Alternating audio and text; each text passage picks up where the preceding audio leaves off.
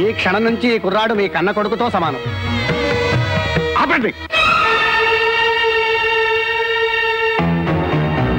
ఏమిటి తతంగం? తతంగం కాదు, పుణ్యకార్యం, దత్తత స్వీకారం. అవును, క్షణం క్రితమే నేను ధార్మికంగా ఈ ఇంటి బిడ్డనయ్యాను. నా ఇంటి పేరు మారిపోయింది. ఆవేశంలో ఏం చేశావో దాని పర్యవసానం ఏంటో ఆలోచించావా? ఆవేశం నాది కాదు, మీది.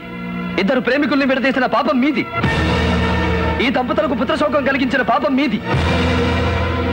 ఏ వ్యక్తి పేదవాడని మీ ఇంటి అల్లుడవ్వడానికి ఇష్టపడక మీరు చంపించారో ఆ ఇంటికే మీ కన్న కొడుకు ఇప్పుడు దత్తత వచ్చేశాడు. మీరు చేసిన పాపానికి ఇది నేను వేసిన శిక్ష.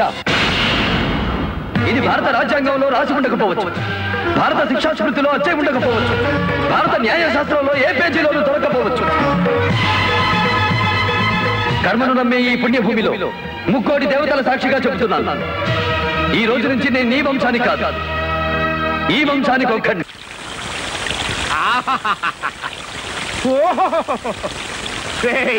చల్లగా సమ్మగా ఉందిరా. అంతేలేండి, బాబు కొడుకులు విడిపోయారు కదా, మీకు సమ్మగానే ఉంటది. అన్ సీజన్ లో పుట్టిన వాళ్ళం కదా. ఆఫ్ సీజన్ లో అన్ సీజన్ నీకు నాకేంట్రా, కమ్మడి సీజన్ లో పుట్టినండి. సరిగానే ఒక కమ్మడి కథ చెప్పరా.